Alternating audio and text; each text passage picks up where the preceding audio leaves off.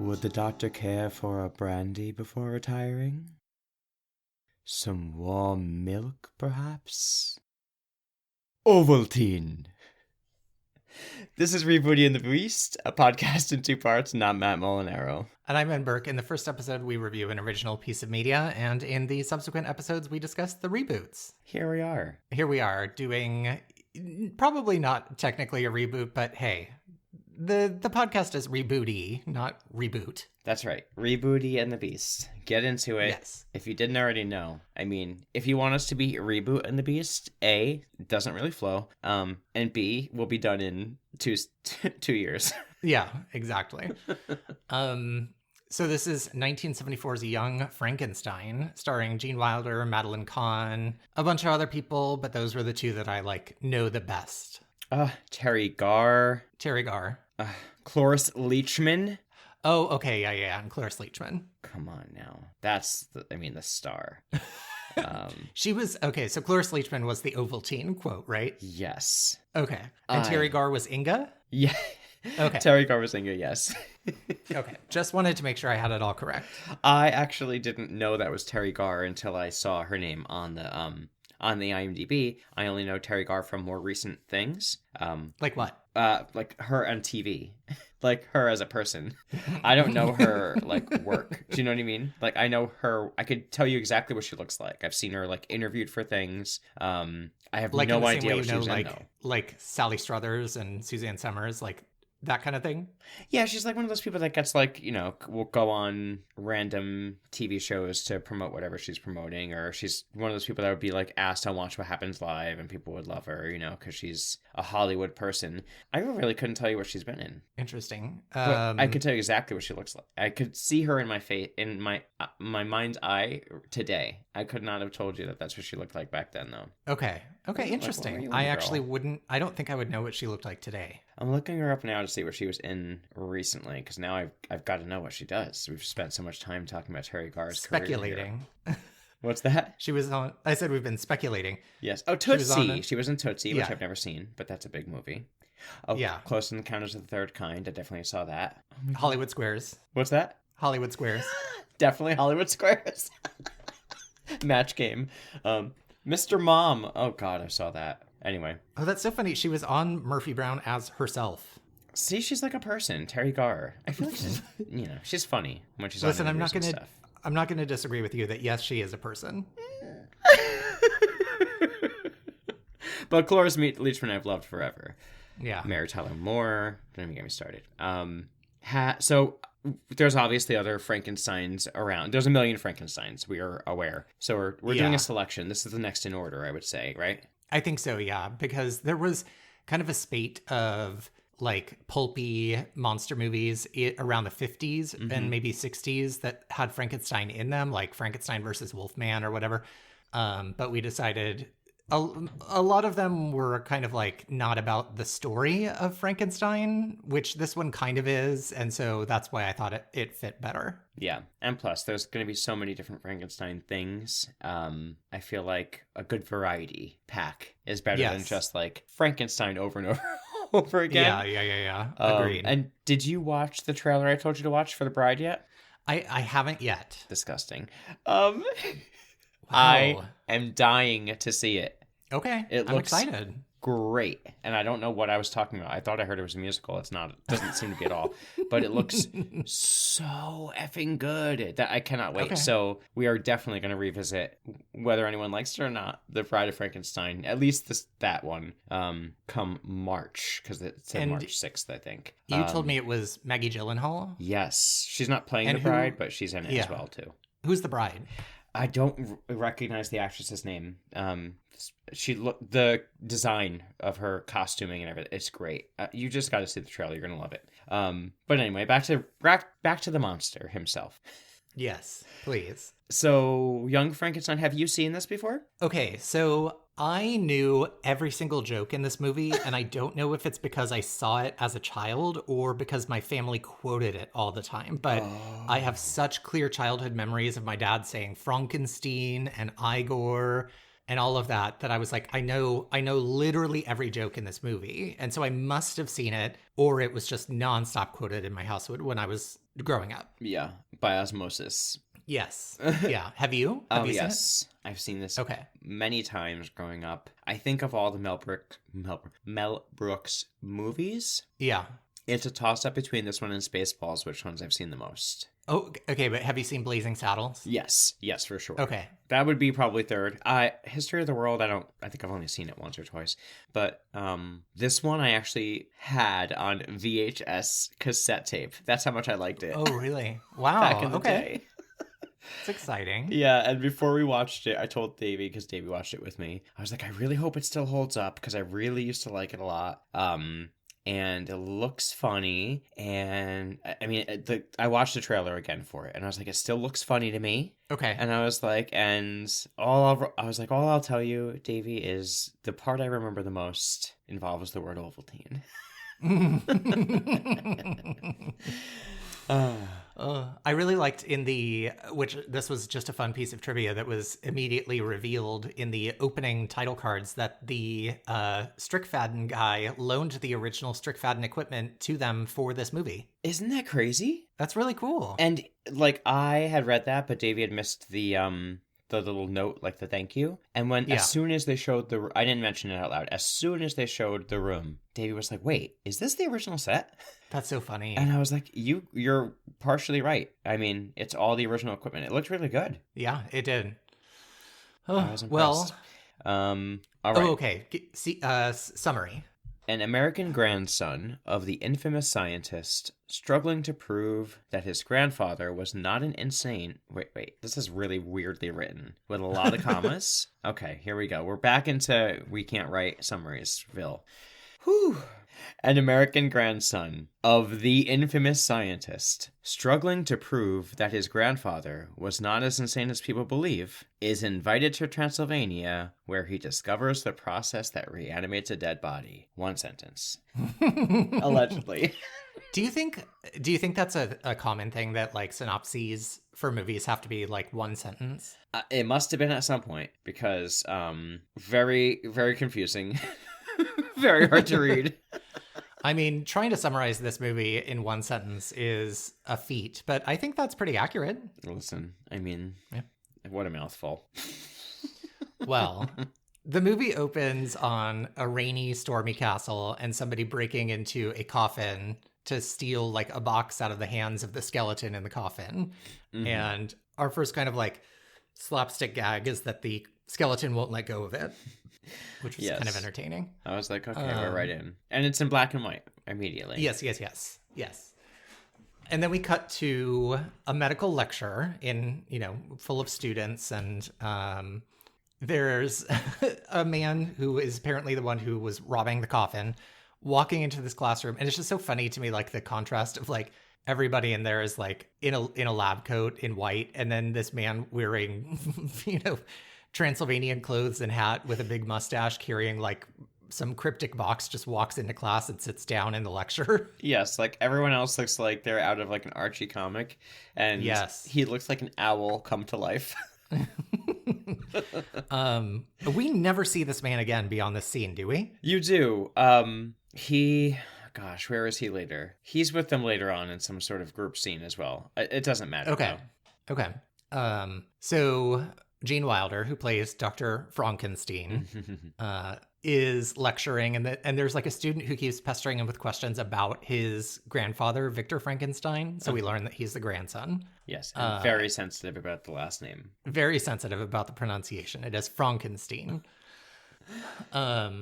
There's like a weird gag where he knees an old man in the balls as part of a medical experiment. And then I just like when the student keeps like pestering him about his grandfather's research, he shouts that his grandfather's work was doo-doo and stabs himself in the leg with a scalpel by accident. Yes. I love that. I love this kid in the class who's totally that annoying kid in every class that's like has to try to seem like he's smarter than the teacher. Oh yeah, for sure. Like, but aren't you curious? Aren't you the least bit curious? Yeah, isn't it true that... Yeah, I love that. And I love that moment of him being like... And Gene Wilder is just the master of this sort of like madcap, like off 0 to 100 moments. Yeah. He's so good at it. Yeah. I love the stabbing in the leg and then being like, class dismissed. Yeah, and then he gets a round of applause from the students. And let me tell you, I have taught a lot of classes, and I've never once gotten a round of applause. Yet. Your Yeah. future, who knows what it holds. Oh, man.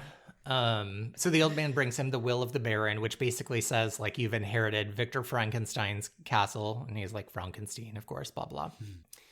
And then we see him at the train station heading to Transylvania, which, wasn't he in New York? Before this? Yeah. Yeah, I think so. So how did he get by train from New York to Transylvania? Well, I think that's part of the gag. Yeah. Okay. All right. In case you hadn't noticed, this movie is a little bit suspended Zany. disbelief. Yes. I am obsessed with Madeline Kahn. She's one of my favorite actresses of all time. Mm-hmm. And of course, she is perfection in this movie. Oh, yeah. I just loved all the... None of where the he's lips. trying to like give her... Yeah, not on lips. Or like the hair. Taffeta. Taffeta. And he's like telling her, I love you, waiting for her to say it back. And she says, you got it, mister. And then offers him an elbow bump. And I was like, oh, it's like COVID prediction times. Oh my God, right? Like literally every small advance he makes towards her, she has a different thing that he's going to mess up if he touches her.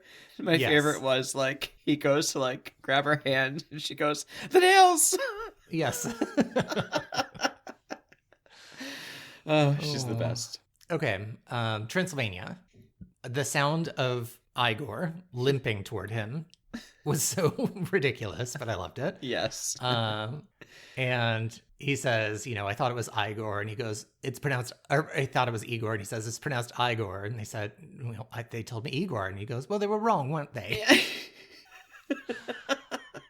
Also, I read something about how they purposefully were making fun of the fact that in the original Frankenstein movie that they were like in Germany, but everybody had like British and transatlantic accents. So they purposefully kind of like amped it up for this movie, I think. Oh, I love that. Yeah. Yeah, the accents were very like Monty Python. Yes. Yeah. There's a lot of this movie that feels very Monty Python to me. Yeah, I think it's that kind of humor. And we were literally talking about right after the movie. Davey was like, they don't really make a lot of movies with this like specific type of humor anymore. Okay, I was going to say the same thing. I feel like this genre of humor isn't really in play anymore. No, like things are like irreverent and like punchy and sharp and quippy and dark, and you don't get this sort of like leaning into the silly, zany. Yeah, you really like there's almost a cartoonish quality to the humor that you don't really see a lot these days. Yeah, I'm hoping whenever we watch maybe Naked Gun, the reboot, we get some of that. Oh, true. I didn't think about that. Okay. Because that's another like series that has that kind of vibe, Oh, for sure. Like all the throwaway lines and stuff. Mm-hmm. Yeah. Like Airplane. Yes, exactly. Anyway. I always think about I think it's Naked Gun with there's a cigarette girl or a cigar girl walking around like a casino or whatever, and she goes like, cigarettes? And he goes, yes, they are. So stupid. So stupid. Anyway, this movie is full of that kind of thing, including Inga. Oh no, of course, the walk this way. That was another joke in my family nonstop, was walk this way. Oh, I love that with the cane. Yes. And Inga, his laboratory assistant, when he like throws his bag in the back and hears oof. Oh yes, yes, in the back of the like big gigantic hay baled truck. And then when she says, "Would you like a roll in the hay?" It's very fun. And then like starts rolling, going la la la la la. Oh my God, great! And her accent was so stupid. It was great. Yeah, I know. Amazing. I loved the like literal hula hoop sized door knockers on the doors to the castle. Yes. And then I was like typing that note about the giant knockers, and then Gene Wilder, of course, says, "What knockers?" And Inga says, "Why, thank you, doctor." Yes, and that's very much her character. Yes, right there. Yeah. Then we meet Cloris Leachman, aka Frau Blücher. I never really quite got the spelling of her name or sound of her name correct. I think that was pretty good, except for the horses didn't neigh afterwards. I know. I love that gag. Every time they say her name anywhere from this moment on, whether they're outside or inside, in the distance you hear the horses like buck and neigh and whinny. Yes. The castle set looked really cool. I loved, again, just the stupid joke of like, stay close to the candles as she's leading them through the castle and the candles are not lit. Yes. And her like very slow walk, Cloris Leachman, and then looking back over her shoulder every few seconds. Amazing. So extra. Her character is so seriously unserious, and I'm so into it. This is the kind of movie that I think if you're a comedic actor, it must have just been really fun because Yes. you didn't have to be realistic. You could be absolutely zany, and that is so much fun. Yeah, I bet like improv and stuff like that was encouraged in this kind of environment. Yeah, for sure. Especially, so she calls him Dr. Frankenstein, and he again corrects her. But her like over the shoulder, your quote of Ovaltine, that part had me cracking up. And I do think I read that part of that was improvised.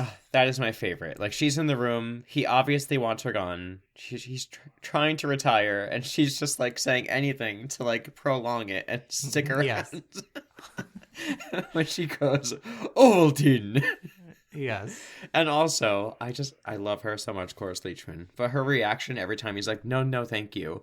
She has this look of like he slapped her in the face almost. Yes. Like, yes. And then we see her like weirdly kissing the portrait of Victor Frankenstein. Yes. Which looks just like him. Looks just like Gene Wilder, yeah. Kissing the portrait across the room. You know who is an actress, more modern day actress that reminds me of her is, oh gosh. She's a writer. She was in Strangers with Candy. Oh, Amy Sedaris. Yes. Yeah, I could see that. Yeah. I could also see Tina Fey doing this character. Oh, totally. Or remember Troll 2? Remember the evil enchantress in Troll 2? I can never forget it. Oh my gosh. Okay. So that night he hears music behind the bookcase and they follow the music, the sad violin music down to the laboratory. Mm-hmm. I loved they find the violin and I think it's Igor touches it and says, it's still warm. Like it's a car battery or something. It was Yes. like, what do you mean? It's still warm. Warm violin. And there's a book that says, How I Did It. Yes. Amazing. I was like, isn't that the title of the O.J. Simpson book? Yes. Oh, no, that's If I Did It. Oh, that's right. Oh, God. So he decides he's going to attempt it and make a giant monster, reanimated body. And for some reason, he decides it has to be, like, huge. And Inga goes, he would have an enormous Schwanzstücker. And Igor goes, he's going to be very popular. I loved that. That was amazing. Then they go to the graveyard to dig him up. And I loved that they had Igor like peering over the fence and Gene Wilder going, get down, you fool, because that's a quote from the original Frankenstein. So I thought that was awesome. Yes, and they actually looked exactly like the two like idiots over the fence in the first one too. Yeah. I love that they like full on, like after they get the coffin out of the ground, they're like riding away with it on the back of a horse cart and the coffin just goes tumbling to the ground. Totally.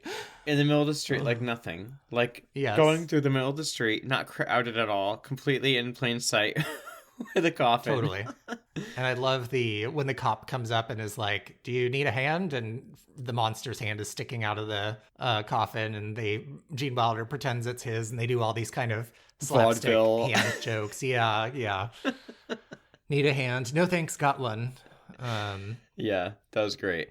Let's see. Then they go back to the lab. We cut back to the laboratory, and Igor's hump has moved to the other side of his back. Yes, apparently it moves around all throughout the movie. Yes.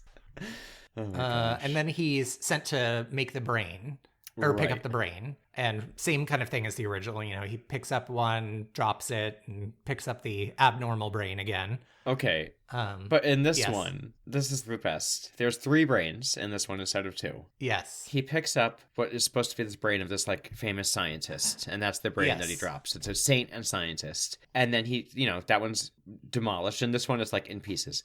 There's 2 more brains he could pick from. Yes. One brain says ordinary brain, and one says abnormal brain, do not touch. And he skips the ordinary brain and takes the abnormal brain and leaves.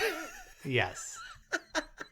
I just love that. Stupid. He still has the option of the ordinary brain. It's like, nah. I think it actually says, the label says, like, do not use this brain. Yes. Abnormal. Yes. Oh, God. So, you know, they do the reanimation thing. There's the electricity and kites. The thing. Yes, there's kites in the wind. Amazing. I also love, like, once the electrical storm is over and he's like, bring me down. Just like, it takes like 100 turns of the wheel and like a million years to like get the electrified bed back down to the ground of the laboratory. I thought that was fun. Yeah.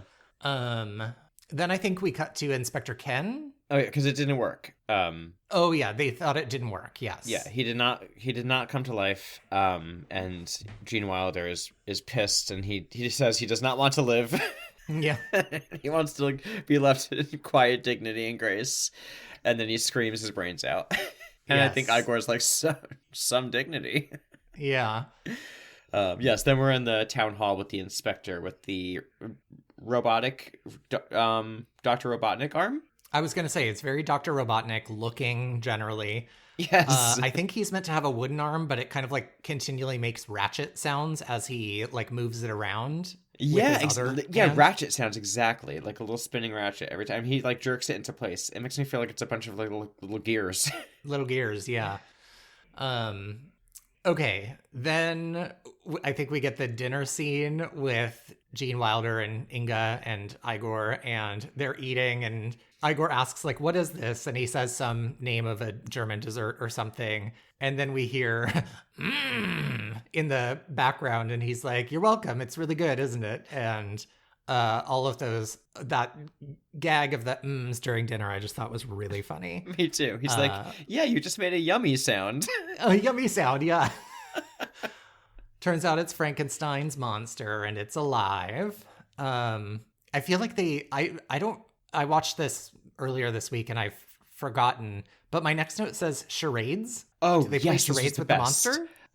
So Frankenstein comes out, and you know he's delighted, but they're all like, "Oh my gosh!" And they do this gag throughout the thing instead of actually like ever scaring Frankenstein with fire really as much in this one. Just anytime he's around fire, he kind of seems to freak out, and they just accidentally keep having fire around him, like cigarettes or whatever.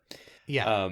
So he loses control over some kind of fire that is lit, and then he grabs Dr. Frankenstein and is like choking him and like killing him. Yes. And so that's it. He's like waving his arms around asking for help, and Igor and Inga are like, oh, charades. Okay, perfect. 2 words, yes. And they literally do the whole game of charades. They're like, it's 1 word, and they're like, first syllable sounds like, and he's doing all the things, and they finally get to the almost getting it. They're on the last syllable, and they go sedative.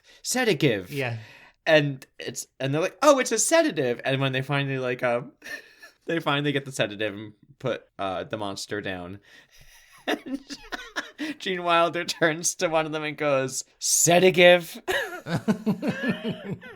I also, as an improviser, somebody who's done improv comedy, was deeply appreciative of the fact that during this scene, somebody referenced Zip Zap Zop. What's Zip Zap Zop? Zip Zap Zop is kind of it's like one of the most cliche like improv games where you like clap and like point to somebody and you say zip, and then the next person has to do it, point to somebody else and say zap, and then they do it, point to the next person and they do zop.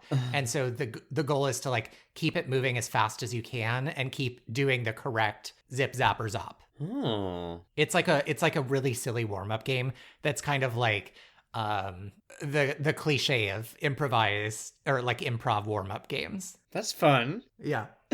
I didn't even notice that.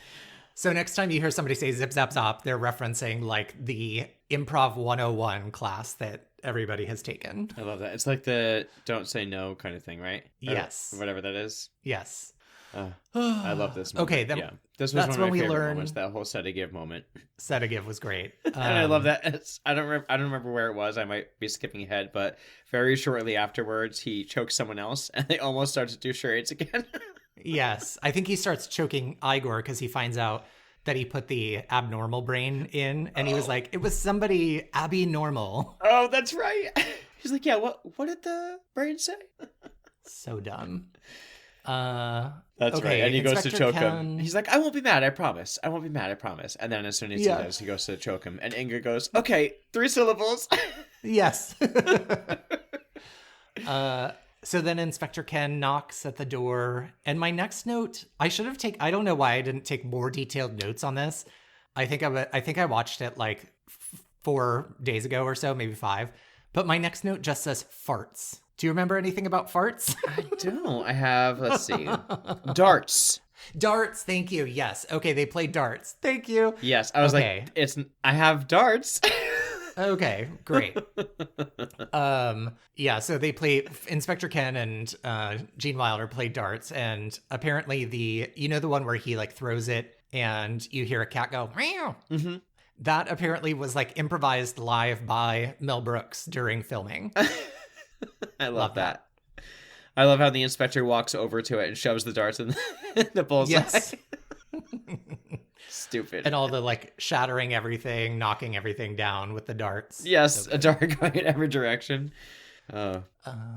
Then I think the next thing is Frau Blücher setting the monster free, right? Yes. She sets the monster free. We find out that she's, been playing the violin in the background. This is that scene where they discover that she's been the one playing the violin and that she intends to set the monster free. And every time they ask her a question, so it was you. She's like, yes. And every time they ask her a question again, it gets like more emphatic. Yes, and she's like playing, like does a violin string as she screams yes. Yes. Very funny. Genius. Oh. Because of course she wants him to live, and she says he's gentle as a lamb and has a good brain. Yes. He's got a good brain. Yes.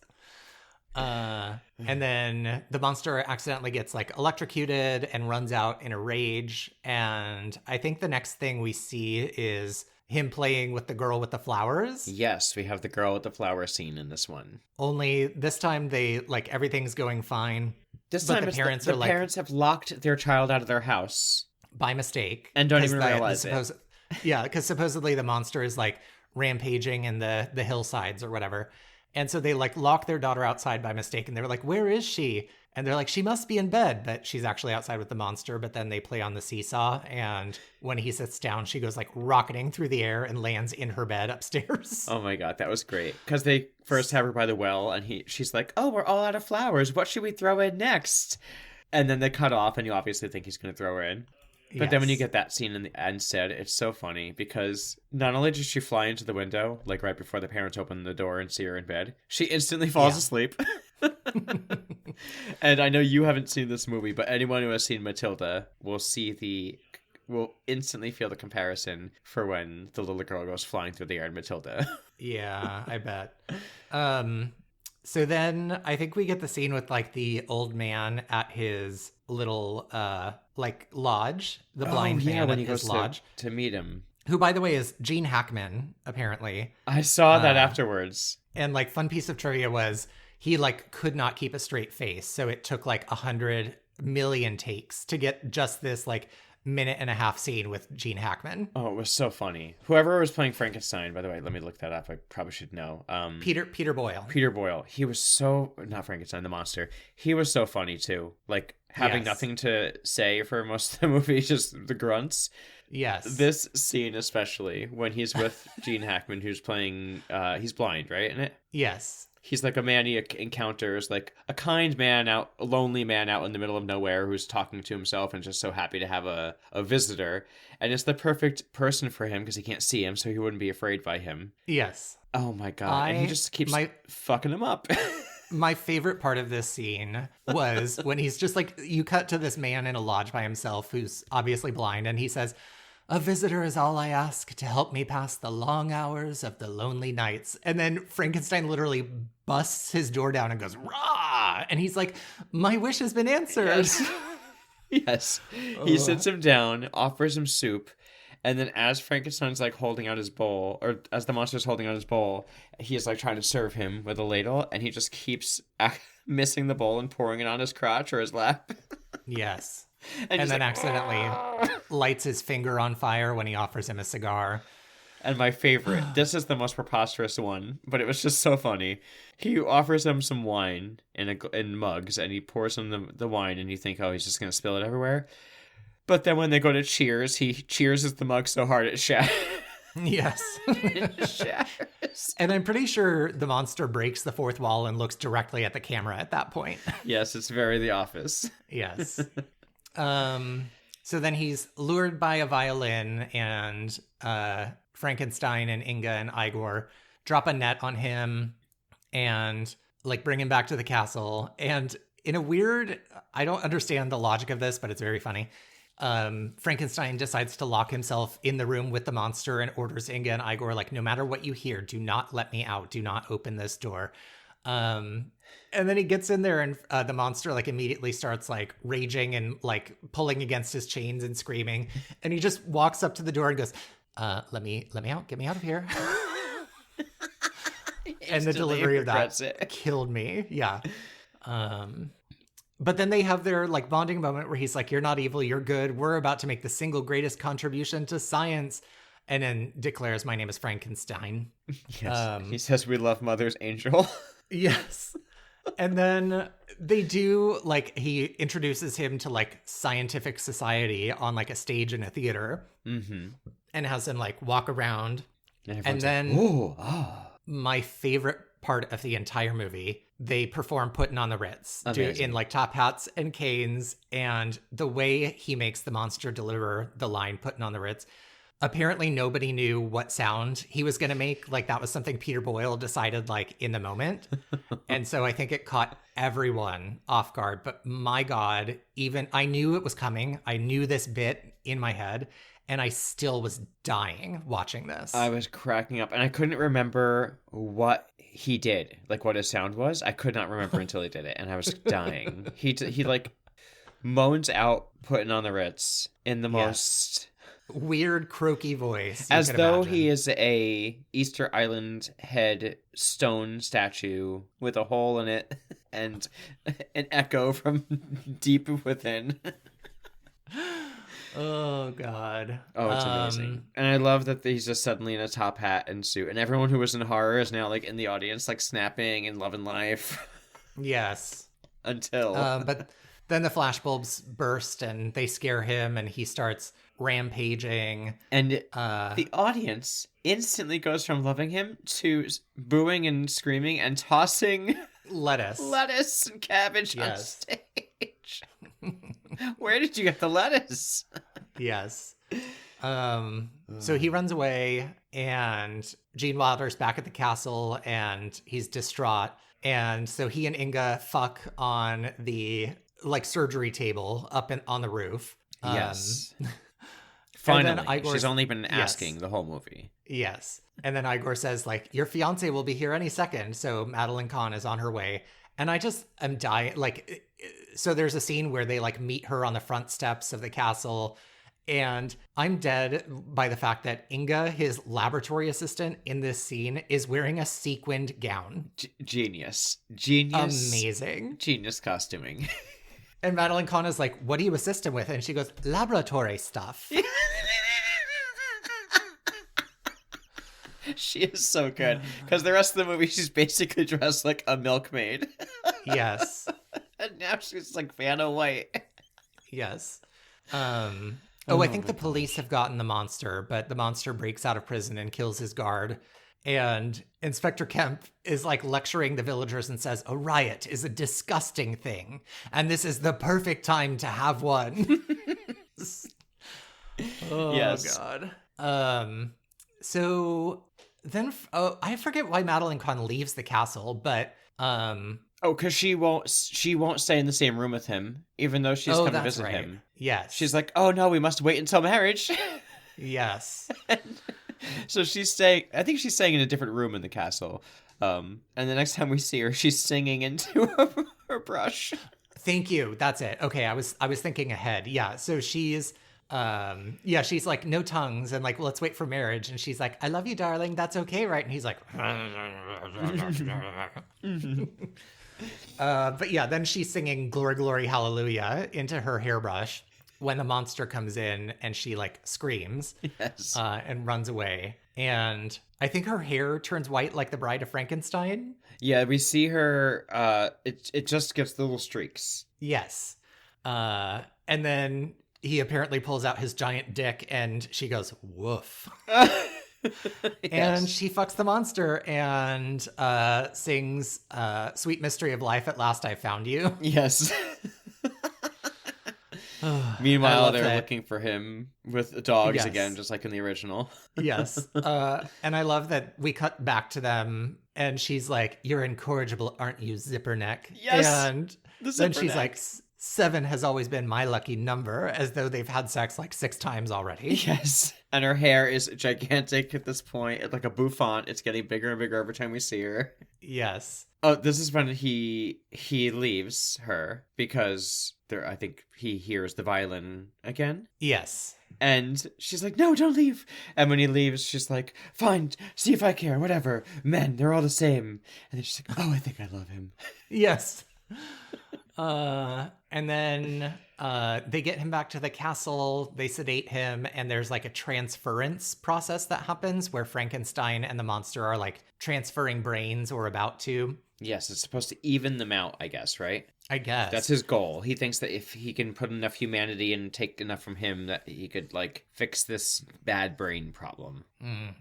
Unfortunately, the torch-wielding villagers, like, come in and smash the equipment just, like, 7 seconds before the procedure's complete. Using the guy with his arm out as a battering ram. Yes, Inspector Kemp.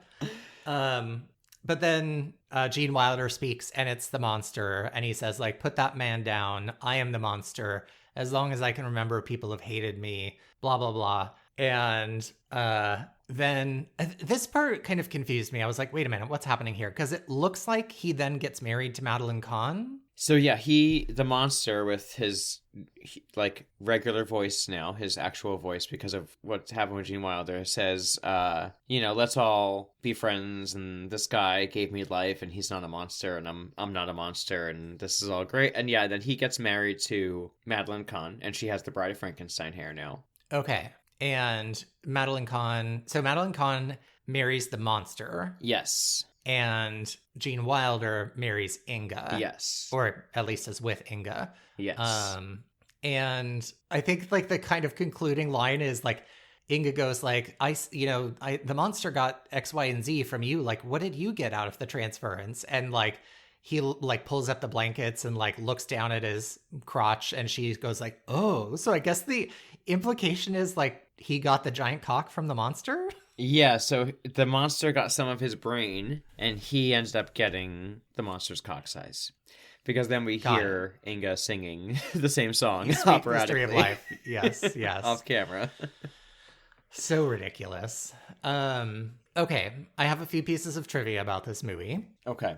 The first one is that the shifting hump on Igor's back was an ad-libbed gag that apparently Marty Feldman, the actor who plays Igor, had been like surreptitiously moving it back and forth for a few days when the cast like finally noticed, and then they decided to add it into the script. And the Varm Milk and Ovaltine line by Cloris Leachman was improvised. Love that.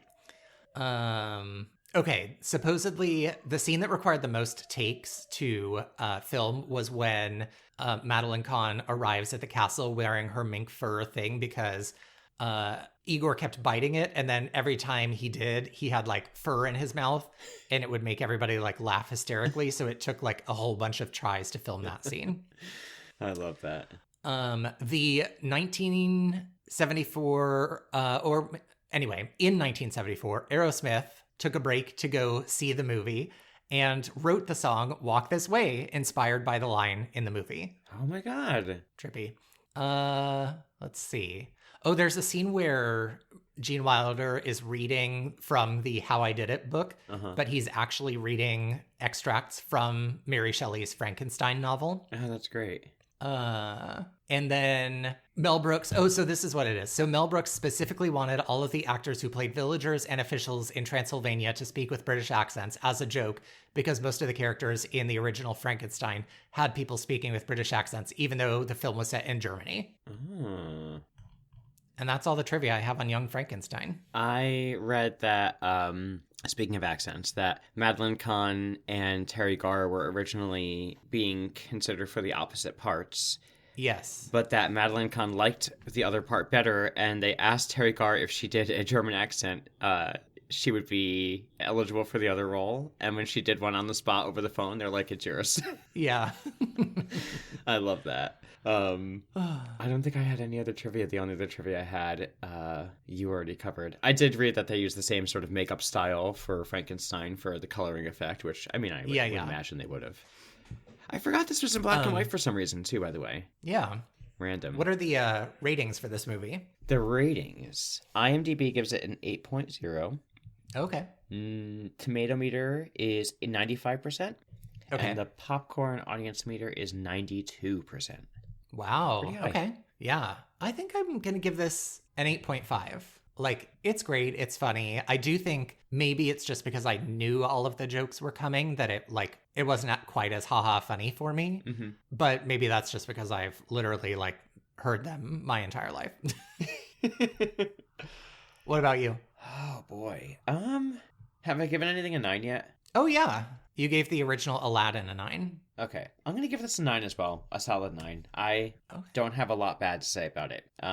Yeah, I think it was great. It was funny. Acting was hysterical. Timing was wonderful. Yeah. And for a 50-year-old comedy movie, really no jokes that made me cringe. Seriously, okay. Who is the comedian? I just saw her do a stand-up recently. I have to think of her name while I'm talking about this. But she just did a stand-up recently, and she did the whole thing. And at one part, she was like, "And look, I didn't have to offend a single marginalized community the whole time, and you all are still laughing." Yeah. It's you don't have to do anything. It was so easy to watch this movie, and I didn't have to worry a single time, and it was hysterical still. Totally. Oh, I loved it. And Davey was seeing it for the first time, laughing the whole time. So, stands up even without the nostalgia factor from someone who's never even heard of it. On a scale of 1 to 10, how high was he? I might have been a little bit higher, so I would give him a 7. Okay. Well, I think our next movie is going to be Mary Shelley's Frankenstein from 1994, which I think is one of the ones that I read is kind of more faithful to the written work as much as any of them are. So it'll be interesting to see how it's different from the 1931 one. Yeah, I have not seen it to my knowledge that I could remember. But I remember Mary Shelley's Frankenstein out in theaters. I remember hearing that. Yeah, for sure. I wonder what it's going to be like. I have a very specific view in my mind. I'm feeling very Interview with a Vampire-y vibes. Oh, that could be. I mean, that's the era. Right. Speaking of which, that would be a good one to do if we ever did the movie and then the show, a couple episodes of the show. That would be fun. Be fun. Anyway, I'm excited for next week. And if you're all excited for next week and you want everyone else out there to be excited about us for next week, the best thing you could do to support our podcast and make that happen is to rate and review us on whatever platform you're listening to us on right now. That's right. And second best thing you could do is recommend our podcast to a friend because you have good taste and people respect your opinion. You can also find us on social media at rebootypod on Instagram. You can email us at rebootypod@gmail.com. We love hearing from you. We take recommendations, suggestions, feedback. Just say hi. Yeah. And if you can't get enough, we also have a Patreon, which is patreon.com/NandMatt, where you get bonus episodes where we review books and movies, ones that usually aren't reboots. Sometimes we play fun games, so you should check that out. That's right. And thank you so much for listening to Rebooty and the Beast. Goodbye. Bye.